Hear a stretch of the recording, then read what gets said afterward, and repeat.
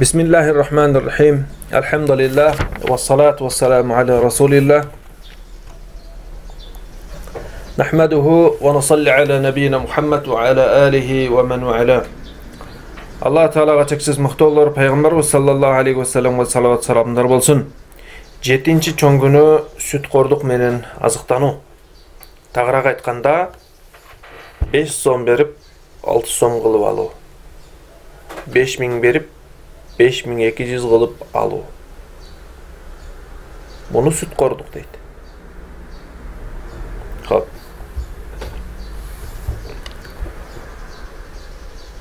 Qanday gana çoң günөлөр boyunca süйлөшпөйлү? Бұл сөзсіз түрде Құранда арам, же плас, же жаман деп айтқан Алла Тааланын аят менен далилденген. Екінші, Пайғамбарыбыз саллаллаху алейхи ва саллям тағырақ айтқанда, ауадан өзінен өзі сүйлөбөгөн Пайғамбарыбыз саллаллаху алейхи ва саллямдын сөздөрү менен тастыкталган күнөөлөрдү тизмектеп айтабыз. Бұл сүткордук азыктануу, бул сүткорлук менен бала чаканы багыштык, бул сүткорлук менен той кылуу, сүткорлук менен ата-энени, бир туугандарды багыштык. Мунун бардыгы арам, чоң күнөөлөрдөн болуп эсептелет. Ырыскыбыз белгилүү, ченелүү. Салган үйүбүз ким үчүн белгисиз. Эртеңки күнүбүз кандай бүтөрү белгисиз. Бирок планыбызда алдыңкы планда болгон иштерибиздин баарында эгер сүткорлук боло турган болсо, билип коелу, Аллах субхану ва таала буга эч качан береке бербейт. Аллах субхану ва таала ямхақуллаху ар-риба деген аят бар. Ямхақ деген өчүрүп жок кылып салат. Анын берекеси болбойт. Анын жакшы күнү болбойт. Анын жакшы даамы, шириндиги болбойт.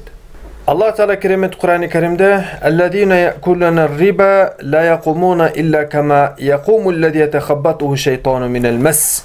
Сүткорлук кылгандар кабырларынан жин шайтан дарыган инсандар кеби тирилишет. Эми ким сүткорлукка кайра кайтса, демек алар тозок ээлеринен болуп, тозокто түбөлүк калышат дейт Аллах Таала Кур'ан-ы Каримде. Демек, мына ушул тозокто калбай турган болсок, сөзсүз түрдө бул сүткорлук менен азыктануудан алыстайды. Аллах Таала адал кылган нерсеге келейли. Мына ушул адал иште, адал соодада, адал мамиледе сөзсүз түрдө береке болот. Устаздарыбыздан бири минбарга чыгып, жума баянын айтканы чыгып кетип атсак, бир жигит келип калды дейт. Устаз, кое туруңузчу. Ушул менин башыман бир окуя өттү. Элге жеткириңизчи суранычы. Балким эл дагы жакшы бир таасир алып калар деди. Айта койчу десем, устаз, атам ушундай күчтүү баатыр адам болгон. Жашоосунда оор эмне экенин билген эмес. Жакшы жашаган. Бир күнү катуу жөтөлүп туалетке кирди. Билесиздер, шаарда үйлөрдүн ичинде. Ичкери кирип окшуп катуу жөтөлүп калды. Аркасынан кирейин десек, жок, киргизбейт. Мындай жөтөлгөнүн, мындай окшуганын көргөн эмес элек дейт. Шунчалык катуу үн менен бакырып, кылып катуу жөтөлүп калды дейт. Катуу окшуп калды. Акыр ушундай бир тарсыллаган катуу үн чыкты. Не кыларыбыз билбестен аркасынан эшикти тээп кирдик. Эшикти тээп артынан кирсек, атам заара ушата турган, заң чыгара турган унитазга бети менен жаткан экен. Ата деп көтөрсөк, ушундай көтөрсөк, атамын руху чыгып бүтүптүр деди.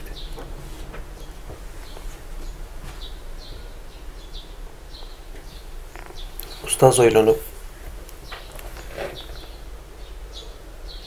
Силер атаңын эмне кылып атканын жакшы билбешиңер мүмкүн. Бирок апаңан сурай көрчү дейт.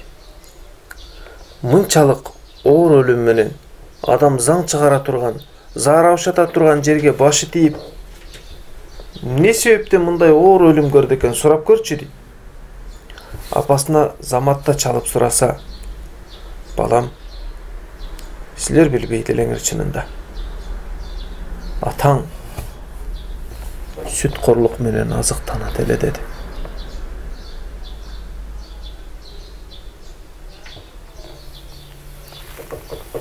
Валлахи, адамга ушундай өлүм келет. Жашооңузда бүгүн жакшы даамдуу тамактарды жеп аткан болушуңуз мүмкүн. Эл кийбегенин кийип аткан болушуңуз мүмкүн.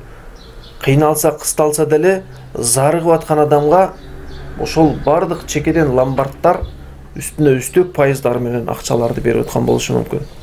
Бирок бул азыктан кирген киреше адал эмес, арам болуп эсептелет. Бул берекелүү эмес, берекесиз болуп эсептелет.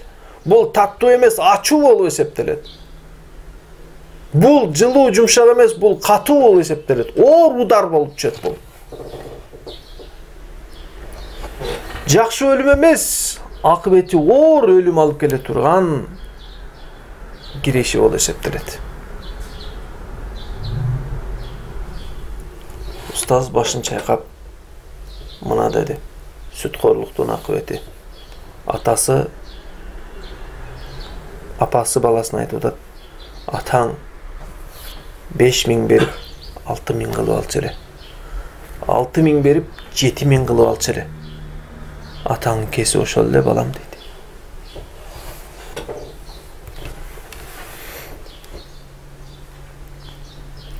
Биздин заманыбызда дагы канчалаган бир туугандарыбыз бар. Билесизби?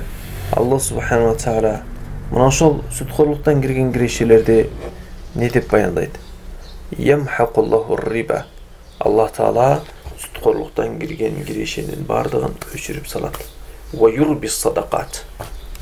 Садакаттан,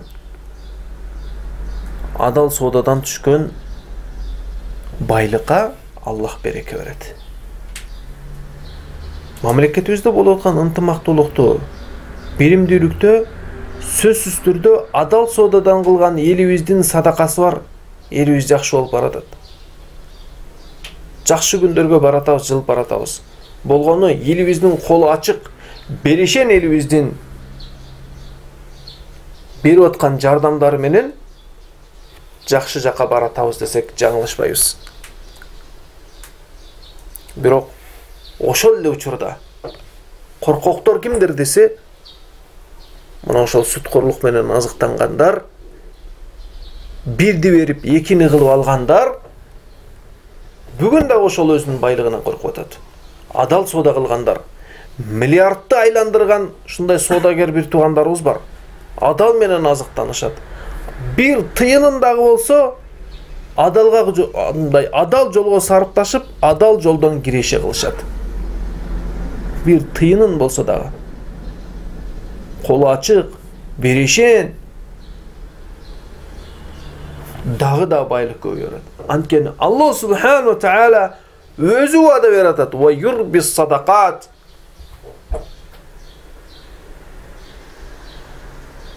Садакаттарды, туура сооданы, адал сооданын Аллах таала берекесин берет, урматтуу бир тууганым. Бул сүткорлук менен азыктаныштык шариятыбызда арам жана чоң күнөөлөрдөн.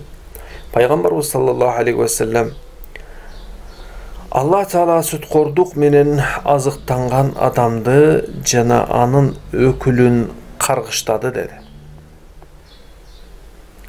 Ал эми имам Тирмизи бул риваятка кошумчалап, аларга күбө болгондорду жана алардын жазуучуларын да каргады деген. Тарыга айтканда, Аллах өзү каргап атат. Биз мурунку сабактарыбызда айтып кеттик, ата-эненин каргышы катуу тиет, орой болот. Дүйнөдө жакшылык көрбөйсүң, жашоодо жылуу жумшак бир жашоо көрбөй каласың, ата-энеңдин жакшылыгын көрбөсөң деп айткан элек. Бирок мына сүткорлукта түздөн түз Алла Таала өзү каргаштап атат. Кимди? Сүткорлукка акча берүүчүнү.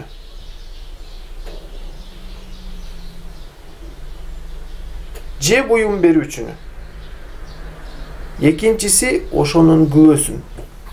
Келин, сиз күбө болуп коюң. Сизге ушундан 500 сом чай пул чыгарып берейин. Паспортуңузду берин, копиялап берет, адресин, үй адресин берет, күбөлүк өтөт. Алланын каргышына ушул күбөлөр дагы кирип калат. Күбө болбоң. Бирок насия алам деп атып, сизди күбөлүк өт десе өтпөңүз. Үчүнчү, жазуучуларды тагыраак айтканда кагаз иштерин, документтерин толуктап бүтүргөндөрдү дагы Аллах каргыштаган. Айтып өтө турган болсок, мындай өзүбүздүн сыртты албай эле өзүбүздүн айлана чөйрөбүздө жакын жашагандарыбызда бир иште чогуу иштегендерде айтор сүткорлук кылып, анын запкысын чеккен бир туугандарыбыз дагы жок эмес. Анткени Кур'ан-ы Каримде Имам Шафии айтмакчы, эң оор болгон аят бул сүткорлук аяты. Сүткорлукта Алла Таала эмне дейт? Фa'зану бихарбин миналлахи ва расулих. Бул харб деген согуш. Алла Таала жана анын пайгамбары тарабынан болгон чоң согуш бул сүткорлорго. Балалуу, чакалуу болбоштук сүткорлуктун айыбынан болушу мүмкүн. Үй сала албай жүрүштүк сүткорлуктун айыбынан болушу мүмкүн. Салган үйдүн күйүп кетиштиги же турбаштыгы сүткорлуктун айыбынан болушу мүмкүн. Салган имаратың жүрүп атат, бирок ден соолуктун калыбына келбей аткандыгы сүткорлуктун айыбынан болушу мүмкүн. Имараттың күйүп кетсе, товарың күйүп кетсе, бизнесин күйүп кетсе, миллиондогон оборотун күйүп кетсе, сүткорлуктун айыбынан болушу мүмкүн. Өзүңдү бир текшерип көр, бир тууганым. Бул дүйнөдөгү согуш аз келгенсип, кыяматта мунун жообу дагы бар. Алла арам кылганын арам деп эсептейт. Кыяматта ошого жараша эсеп кылат. Кыйналсаң дагы, карыз алсаң дагы, жүзүңдү тик карап жүр. Элдин бетине жакшы карап жүр. Эл астында жүзүң жарык болсун. Сен процентке алган жоксуң, карыз алып атасың. Өз орду менен толуктап бер. Дагы бир ушул сабакта кайрылып айта кете турганыбыз, учурда көп бир туугандарыбыз мындай акча алмаштыруу, долларга рубльдү сомго долларды алмаштыруу иштери ушундай коомубузда, коомчулукта көп жүрүп атат. Буну шариятты жакшы түшүнгөн устаздардан жол жобосун сурап, сатканда, алганда, алмаштырганда дайыма сурап жүрүңүздөр. Анткени бул өзүнчө бир сабак. Бунун алмаштыруу системасында дагы сүткорлукка кирип калыштыгы мүмкүн. Буну устаздардан сурап өзүнчө бир темага токтолуш керек. Бул боюнча бул узун тема. Ошондуктан бир туугандарыбыз соодабыз адал болсун десеңиз, сүткорлукка кирип калбайын, адал жашоо менен күн көчүрүп, жалган дүйнөдө эрте көз жумуп, Алла Тааланын астына жарык жүз менен барайлы десеңиз, анда сүткорлуктан алыс болуп, адал соодага ыраазы болойлу. Ассаламу алейкум ва рахматуллахи ва баракатух.